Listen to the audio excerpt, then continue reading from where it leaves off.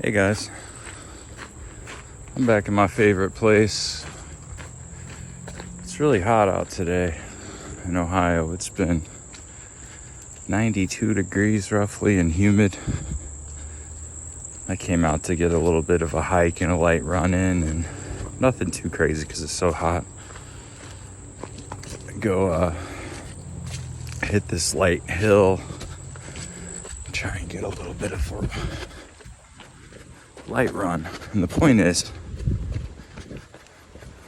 when you're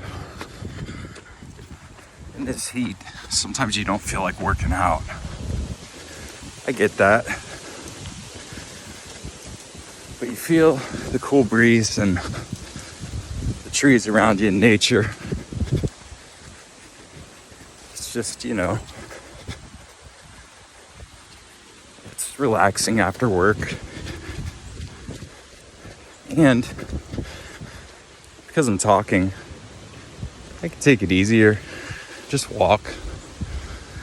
Spend my time getting my heart rate up. I do it in intervals. Sometimes I sprint. The point is, I'm doing something. And I work all day. And that stays active too. The reason I'm sharing, I live in a country where, it's about to rain. Going back, I live in a country where people are so sedentary that we see all these health problems related to it. And the main things I'm seeing as I look around me that are indicators for poor health problems, let me give you some pointers and tell you what you're seeing in the population. So when you see like swollen puffy legs or legs with wounds that people have to wrap, the two things I think of are heart disease and type 2 diabetes. And commonly see those things in people who are a bit overweight. They don't have to be, but people who have had sedentary lifestyles and haven't eaten properly. And the heart disease you're seeing can be from hypertension causing cardiomyopathy, which is after the cardiomegaly, the heart getting larger. It tends to do that secondary to hypertension because it's pushing against more high blood pressure, has to do more work. So the muscle thinks the heart muscle grows. The body tells it to grow. It's like when you lift weights, it would start to rain. And anyway, initially it's not a bad thing. It compensates, it grows. But as it grows too large, it's less effective. And then that muscle ultimately will begin to hypertrophy. The heart remains enlarged and the vessels get dilated from the pressure. You end up with a condition called dilated cardiomyopathy. And essentially it's an output decrease in the heart, ultimately, which we call congestive heart failure. The congestion is that fluid building up.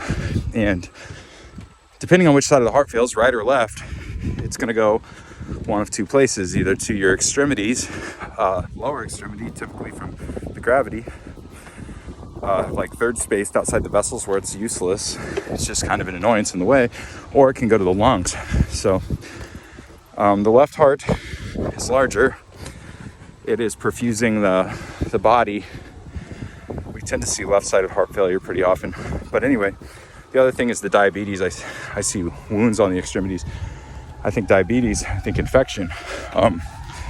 Number one, bacteria likes sugar. So it's got something to feed on if you have chronic high blood sugars or hyperglycemia. And the thing is, when we culture those wounds on diabetic feet and extremities, commonly they grow more than one bacteria. So they're complicated to treat.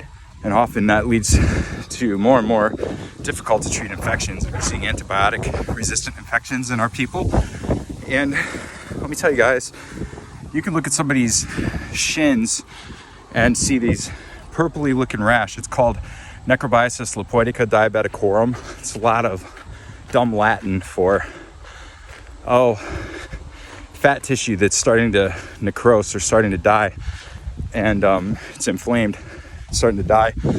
And we see that in diabetics often before clinically, you see that presentation often before you're even going to find an elevated hemoglobin A1C, which is a 3-month kind of test that tells us about elevated blood sugars over time. So anyway, I know that was real quick. Those are two health problems I see constantly just looking at people. And the body's our temple. And you could tell a lot about a structure by the way it's built. And we can look at how that is built by looking at it. Just look at it and say, there's a problem. Like I was just in the grocery recently, and I remember seeing a man whose skin was like gray. And I said to myself, he doesn't look healthy. I imagine he's got some health problems going on. Just looking at him, you know? So in myself, I've been evaluating, looking in the mirror.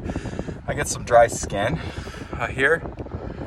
Seborrheic dermatitis is what it is. And that's commonly caused by, could be related to a fungus.